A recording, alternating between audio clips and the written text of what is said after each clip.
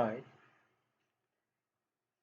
in this video we will discuss the applications and design of Hilbert transformers.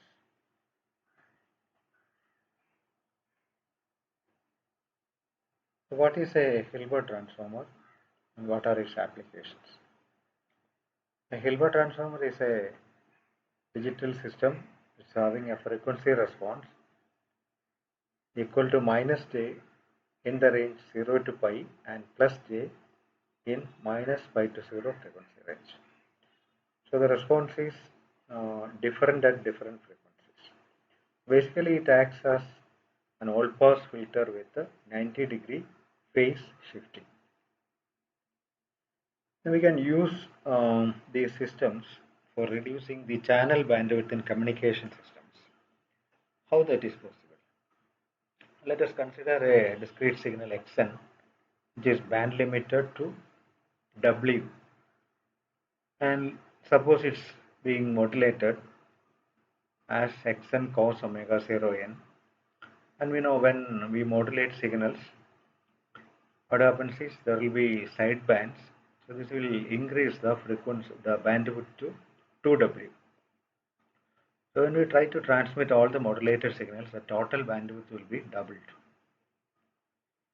We can use Hilbert transformers to reduce the bandwidth to half, that is W. How it's possible? Consider the spectrum of the input sequence xn. A capital X of e to the power j, we can write as a real part and an imaginary part. Especially when you have real-time input sequence, it will be having a real and imaginary part as its frequency spectrum. Now let us pass this xn through a Hilbert transformer which produces an output of x dash of n. Now the spectrum of this x dash of n will be x dash of e to the power j omega, which will be the product of the spectrum of the filter and the input. So we can see the filter is minus j in 0 to pi and j in minus pi to 0. So when you make the multiplication, the spectrum of the output signal, that is output of the Hilbert transformer, becomes like this. Now suppose let us form a signal yn which is equal to xn plus, you have a j here, xn plus jx dash n. Then the frequency spectrum, we can see it will be halved. So the spectrum of yn, it will be x of e to the power j omega plus j into spectrum of x dash, that is output of the Hilbert transform. So when you add the input spectrum with this thing multiplied with j, then you can see the real part is doubled here, the imaginary part also doubled here, and the real part and imaginary part will be cancelled here. So the total spectrum will be 2 times x of e to the power j omega in 0 to pi, and it becomes 0 from minus pi to 0. That means the signal gets vanished in this minus pi to 0 frequency range. So what happens is the total frequency range becomes only from 0 to pi, or we can say the spectrum is halved.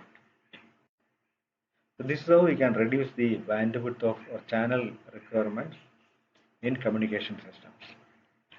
Now let us see the design of a Hilbert transformer. A Hilbert transformer, you can see is having a frequency response like this. It is plus j minus pi to 0 and minus j 0 to pi. We can find its impulse response, that is the impulse response of the ideal Hilbert transformer. That is 1 by 2 pi integral frequency response e to the power j omega and d omega. We can do the integration and we can apply the limits and simplify. We get an ht of n which is equal to 1 by pi n into 1 minus cos pi n, and this 1 minus cos pi n we can write in this form because it's in 1 minus cos 2 theta, that is 2 sine square theta. So this we can assume 2 into pi by 2 like that. So it becomes 2 sine square pi by 2n by pi n. So for n is equal to 0, we assume it as 0, and for n not is equal to 0, we assume the impulse response in this form. Now this is actually the impulse response of a non-zero phase, a zero phase filter or a non-shifted filter. Now we know we need causal systems, so we need a shift. So the nth order Hilbert transformer of the shifted response will be S dash of dn, that is 2 sine square. We simply replace the n with its shifted value, that is n minus capital M, where m is half the order of the filter, n by 2. So it is 2 sine square n minus some pi by 2 by n minus some pi. So this will correspond to the ideal frequency response modified as, you can write S dash here if wanted, S dash d of omega is equal to minus j multiplied with the delay equivalence, that is e to the power minus j n by 2 omega in this range 0 to pi, and j into same value for minus pi to 0 frequency range. And we can see at n is equal to m, these values will be 0, and also if we try to calculate the impulse responses, they will be antisymmetric. And we can find the frequency, the impulse response of some actual filter by truncating the long sequence. We can either use a simple truncation, that is rectangular window, or we can use any window. You simply multiply the S dash dm with some window function to get Hn. Now usually Hilbert transformers are designed with even n, and that's a type 3 FER filter,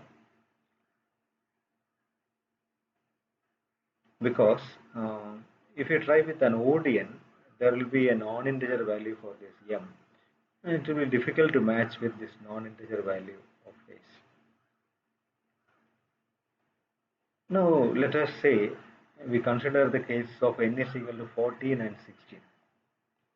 Now, if you try to evaluate the impulse responses in these cases, what happens is, if you take the n is equal to 16, that is the 16th order filter case, its first and last samples will be 0. So if its first sample is 0, we can advance the filter, that is, we can shift it one sample to the left. Then what happens is, it becomes equivalent to the 14th order filter. So that means there is no point in designing a 16th order filter, because it is same as a 14th order filter. And this is applicable when you try with, say, n is equal to 10 and 12, or n is equal to 6 and 8, like that. So that means some set of filters for some capital N, it doesn't make any sense. So because of that, in designing Hilbert transformers, we may consider only n even and m odd. That means, for example, if you consider this case, here m is 14 by 2, that is 7 odd. But if you consider this case, it is 16 by 2, 8, which is not odd. So that's what. When you design Hilbert transformers, you should select n even as well as n by 2 odd. That is for n is equal to 2, 6, 10, 14, etc. So hence, for a m is equal to n by 2, we can further simplify the SD of n to minus 2 by m minus n pi over the range 0 to up to m minus 1, and it will be 0 for 1, 3 up to m. So with this simple equation, we can proceed. You can find the sequence, and you can multiply it with some window, or you can truncate it. So these are the typical impulse response and frequency response plots of Hilbert transformers. So what you see here is actually an expanded view of this part. So the inset it shows expanded view of this part. Now let us see the design of a 14th order Hilbert transformer. So you can start with the delayed frequency response minus j into e to the power minus j n by 2 omega j e to the power minus j n by 2 omega. And we know the corresponding impulse response is 2 sine square n minus some pi by 2 by n minus some pi, where m is n by 2. And you can see in this case it is odd, so it becomes minus 2 m minus n pi. Now it's a matter of calculating all these values for different values of n. So you calculate HD of n for n is equal to 0, 2, 4, 6 only, because the other values are zeros. And we can see it will be antisymmetric. So you need to calculate only these 4 values 0, 2, 4 and 6, because the HD of each it will be same as minus HD of 6 with a minus sign. HD of 9 will be same as HD of 5 with a minus sign, like that, because of the antisymmetric property. Or you can use some window function to find the final impulse response. You can try, similarly you can try the 16th order Hilbert transformer, and finally you will see you will be getting the same answer as this problem. Okay, that's all about the design and applications of Hilbert transformers. Thank you.